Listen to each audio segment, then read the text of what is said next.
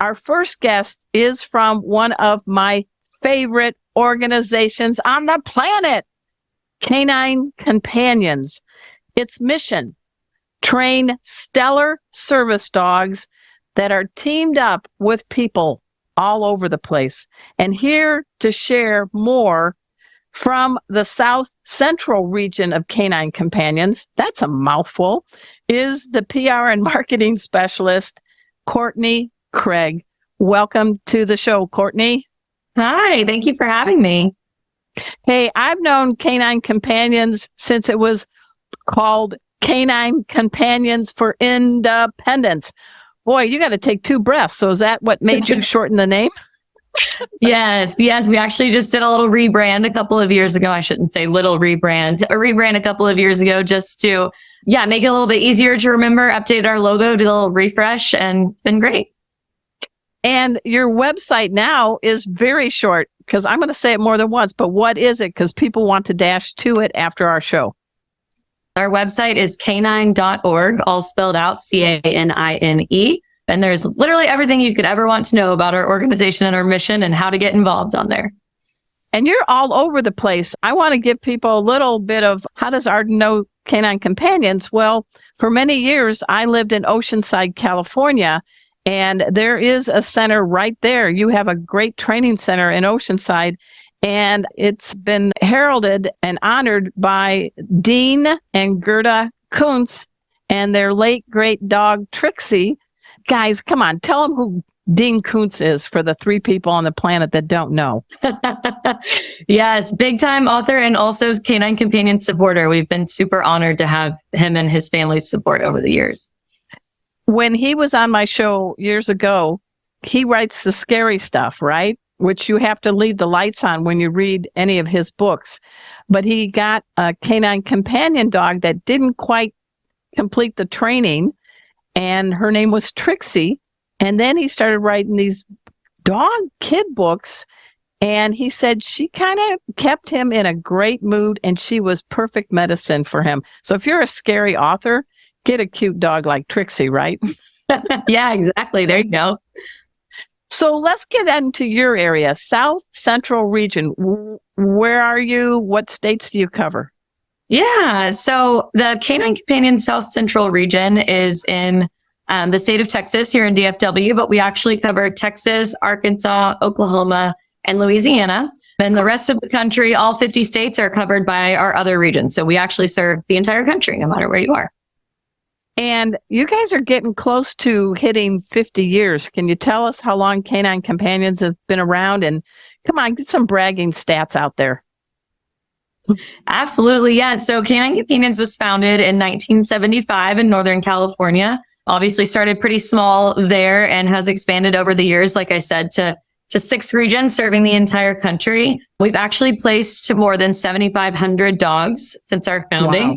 Which is incredible. That's thousands and thousands of lives being changed every day. And even still currently at this moment, there's more than 2,600 active teams across the country.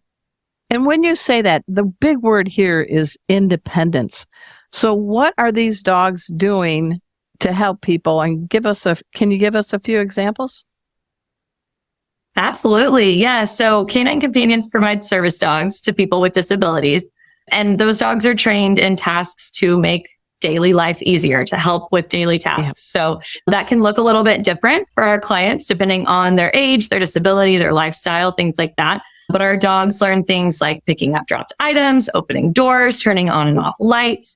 We also place dogs with veterans with PTSD. Those dogs learn tasks that are more specific to that disability. So they can create space in public. They can learn to recognize signs of anxiety and even nightmares and interrupt that, wake them up from a nightmare. Really? Yes, a very specific type of training for that category of our placements. And then we also place dogs with adults who are deaf or hard of hearing. So also kind of a different type of training there, where those dogs learn to identify sounds in the environment and alert their handler to the sound, and then directs them to the source of the sound. So you can imagine if you're not able to hear things like the doorbell or your name being called, a dog can hear that for you and tell you exactly where that sound is coming from. Now, what do you think? I mean, how long have you been affiliated with Canine Companions, and what drew you to this nonprofit, this organization?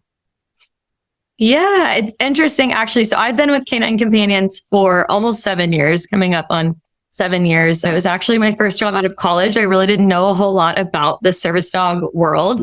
I majored in public relations and was looking for a job here in the Dallas-Fort Worth area and kind of stumbled upon it and pretty much fell in love with it right then and there. And obviously it worked out and I've been here ever since. And it's an honor to do this type of work every day and be involved with such a meaningful organization that's impacting people's lives in a very direct way. And of course, who doesn't love working around dogs all the time? Yeah. So okay, hang on.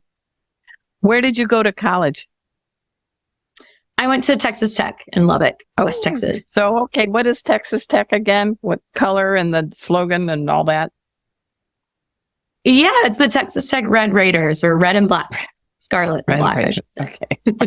I didn't want to say the wrong. There's actually a Canine Companions puppy raising. Oh, yeah. There's actually a Texas Tech college puppy raising club there for Canine Companions now, which is pretty cool. Oh, tell us about that. Was that there when you went to school, or was that something you had a hand in to help? It was not. Yeah, it started after. We have several universities across the country who have official puppy raising clubs with us, where college students actually raise these puppies. We have, thousands of puppy raisers across the country, but at these universities, it's college students helping to raise them and prepare them to become service dogs one day. I think that's great because you can feel a little stress when you're in college. You're away from home. There's finals. There's a whole new way of life. But focusing on a puppy and helping them maybe is a good distraction and is a good way to get through college years. Absolutely. Yeah. Super, super unique and also extremely beneficial for us. We really couldn't do what we do and provide these dogs free of charge without puppy raisers willing to put in all that love and hard work.